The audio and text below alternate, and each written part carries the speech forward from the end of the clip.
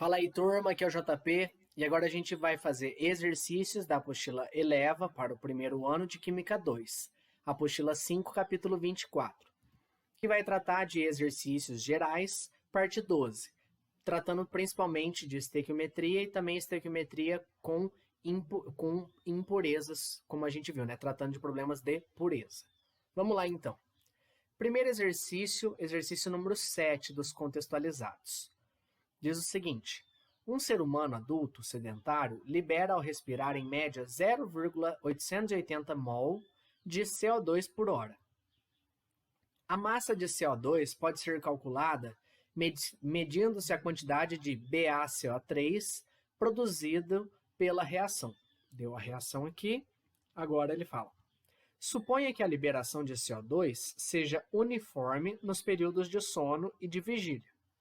A alternativa que indica a massa de carbonato de bário, que seria formada pela reação do hidróxido de bário com o CO2, produzido durante 30 minutos, é a que tem valor aproximado de.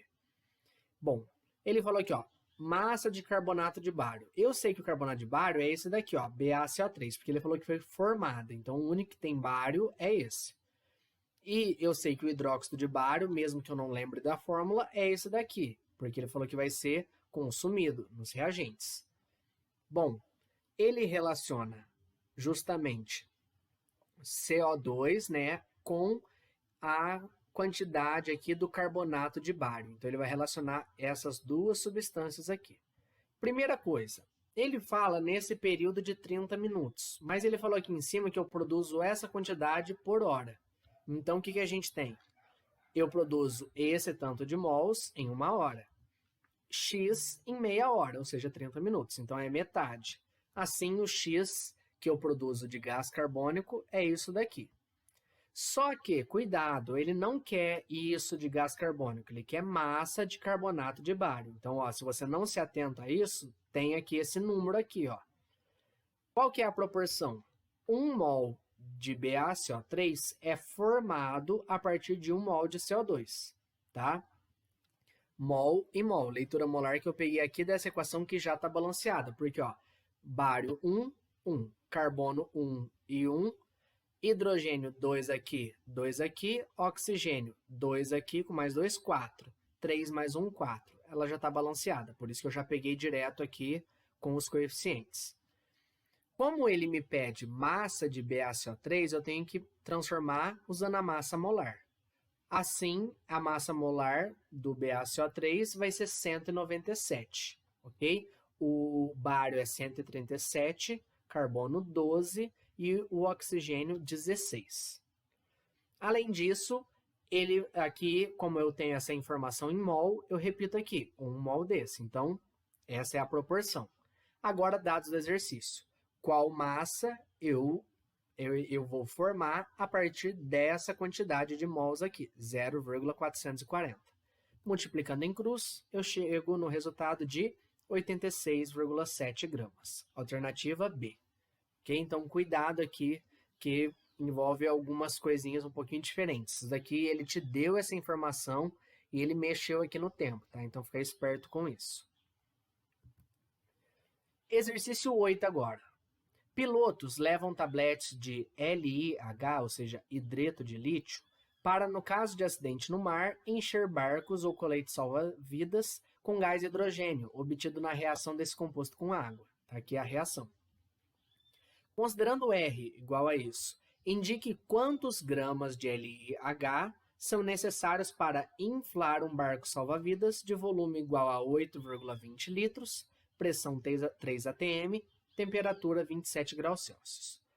Bom, aqui a gente tem, né, ele quer gramas de LiH, é isso daqui, e ele me deu um volume aqui, só que como me deu pressão e temperatura que são diferentes da CNTP, eu tenho um volume fora da CNTP. A substância aqui, que é gasosa de todas essas, é o H2, é o gás que vai inflar aqui, porque ele fala, ó, que eu consigo inflar com gás hidrogênio, tá aqui, ó, gás hidrogênio.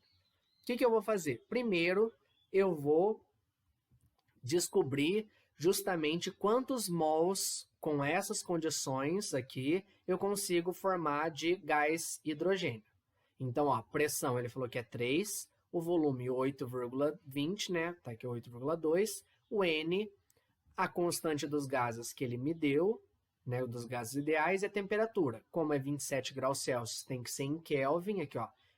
Pressão ATM, volume litros, mol, temperatura em Kelvin. Eu somo 273, tá aqui, 300.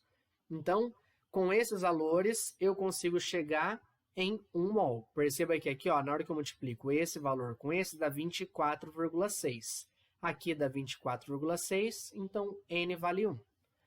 Ou seja, eu preciso formar 1 mol de H2. Agora eu pego a proporção. Perceba que já está balanceado, ó. 1 Li, 1 Li, 3 hidrogênios, 1 oxigênio, 1 oxigênio. Proporção, 1 mol do hidreto de lítio forma 1 mol do meu gás. Ele quer massa do hidreto, então tenho que transformar usando massa molar. Massa molar aqui é 8, o lítio é 7, o hidrogênio é 8. Aqui, como eu tenho aqui o dado que é 1 mol, eu repito essa informação aqui, ó. 1 mol, deixo em mol. 1 mol. Agora, na terceira linha, dados do exercício. Esse 1 mol é o valor que eu achei na minha conta. X é o que eu preciso. Como não muda o valor, aqui também não vai mudar. Ou seja, eu preciso de 8 gramas de hidreto de lítio. Alternativa A. Ok? Exercício 15 agora. Todos os organismos necessitam de água e grande parte deles vive em rios, lagos e oceanos.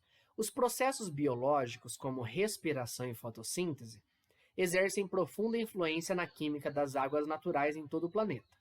O oxigênio é o elemento dominante na química e na bioquímica da eletrosfera. Devido à sua baixa solubilidade em água, então ele deu aqui o valor, a disponibilidade de oxigênio nos ecossistemas aquáticos estabelece o limite entre a vida aeróbica e anaeróbica. Nesse contexto, um parâmetro chamado demanda bioquímica de oxigênio, DBO, foi definido para medir a quantidade de matéria orgânica presente em um sistema hídrico. A DBO corresponde à massa de O2 em miligramas necessária para realizar a oxidação total do carbono orgânico em 1 litro de água. Aí ele deu aqui massa molar dos elementos. Suponha que 10 miligramas de açúcar, fórmula mínima CH2O, e massa molar igual a 30 gramas por mol, são dissolvidos em 1 litro de água, enquanto a DBO será aumentada. Então, o que a gente tem aqui? Ó? Ele falou que DBO corresponde à massa de O2. Então, para poder achar DBO, que é o que ele pediu, eu preciso achar a massa de O2. Ele falou que a matéria orgânica é oxidada, né, e aí é levada até a oxidação total do carbono. Ou seja, o carbono que é usado, né, que é oxidado, junto com o oxigênio, por exemplo, na nossa respiração, vira gás carbônico. É o que vai acontecer aqui, ó. A matéria orgânica, né, o açúcar que ele me deu, com o gás oxigênio, formando gás carbônico e água. É o princípio aí da respiração celular. O que acontece? Ele vai usar esses dois aqui, ó, o açúcar e o gás. A proporção, perceba que já está balanceado, ó, carbono, carbono 1, hidrogênio 2, 2, oxigênio 3, aqui 3. A proporção é 1 mol do açúcar para 1 mol de gás oxigênio. O açúcar, ele falou que eu tenho 10 miligramas. Miligrama é unidade de massa. Então, eu tenho aqui mol para massa. Vou usar a massa molar que ele me deu aqui 30. Então, eu tenho 30 gramas do açúcar. Como a DBO corresponde à massa de O2, eu também tenho que usar a massa molar do O2, que é 32 gramas, porque cada oxigênio vale 16. Então, para consumir 30 gramas do meu açúcar, eu preciso de 32 gramas do O2. Se eu quero consumir 10 miligramas, eu vou usar X de O2. Grama, grama, miligrama, aqui o X vai ser miligrama. De 30 para 10 eu dividi por 3. É só pegar o 32 e dividir por 3 também. Isso vai dar aproximadamente 10,6. Perceba que aqui, ó, 10,6 miligramas de O2. E ele falou que eu tenho aqui 1 litro de água, tá aqui, ó, então é por litro. Assim, a alternativa correta é justamente aqui, a alternativa E, aproximadamente 10,7 miligramas de O2 por litro. ok? Então, é nessa quantidade que eu aumento a DBO. Para a gente fechar agora, aprofundamento 17. Uma amostra de carbonato de alumínio e areia contendo 35% de carbonato de alumínio, né, Al2CO33, quando tratada pelo ácido clorídrico em excesso, produz 3,96 gramas de gás carbônico. A areia não reage com o ácido. O carbonato reage à segunda reação. Então tá aqui. Pede-se, letra A, a massa de carbonato de alumínio em gramas. Então, o que eu vou fazer aqui? Primeiro, ele me deu essa equação. Primeiro, eu vou balancear. Perceba que eu tenho 2 alumínios, aqui eu tenho um só. Então, tem que pôr um 2 aqui. Tá certo? Aí, o que eu faço? Colocando aqui já, desenhar ficando mais fácil para mostrar para vocês. 2 alumínios, 2 alumínios. Agora, vou para o cloro. Aqui eu tenho 2 vezes 3, 6 cloros. Coloco um 6 aqui na frente. 6 cloros. Carbono, aqui eu tenho 3, então vou colocar um 3 na frente do carbono aqui. Hidrogênio, tenho 6. Como aqui eu já tenho 2, coloco um 3. 3 vezes 2, 6. E por fim, oxigênio. Aqui eu tenho 3 vezes 3 dá 9. Tenho 6 aqui, com mais 3 aqui, 9. Pronto, já está tudo balanceado. Agora, a gente vai achar a massa do carbonato de alumínio. A massa do carbonato de alumínio, a gente vai achar como? Usando aqui a massa do gás carbônico. Por quê? Com essa massa, eu consigo, na proporção da estequiometria, achar quanto que eu tinha de reagente. Para isso, eu tenho que pegar a equação balanceada. Então, tá aqui, ó, gás carbônico, carbonato de alumínio. Ou seja, 1 mol do carbonato de alumínio formam 3 mols de gás carbônico. Como ele quer massa desse e me deu massa desse, para esses dois eu tenho que usar, né, transformar usando a massa molar. Alumínio é 27. Carbono é 12, oxigênio é 16.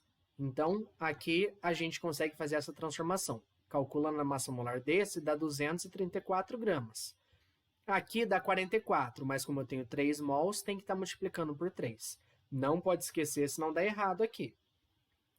Agora, por fim, dados do exercício. Eu quero descobrir qual massa do carbonato de alumínio eu formo 3,96 gramas de gás carbônico. Resolvendo essa conta aqui, chegamos em 7,02 gramas do carbonato de alumínio. Isso é a letra A. Então, eu tenho essa massa para formar essa daqui de gás carbônico. Letra B agora. A massa de cloreto de alumínio em gramas. Então, agora, eu achei carbonato, eu vou fazer a mesma coisa, mas agora para o cloreto de alumínio, que é esse. Então, vamos lá. 2 mols, né, falta um S aqui, 2 mols do cloreto de alumínio para 3 mols do gás carbônico.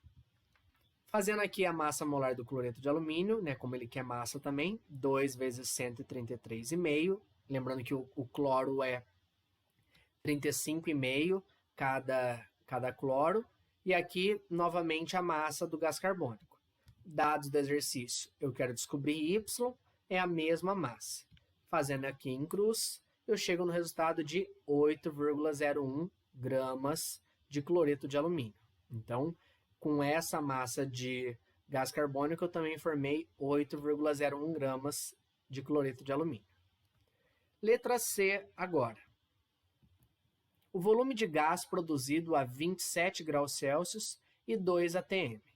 Cuidado, o gás formado é o gás carbônico. Ele me deu temperatura, pressão, eu tenho aqui a massa, tenho que achar o volume. Para isso, a gente vai usar, então, PV-NRT, ok?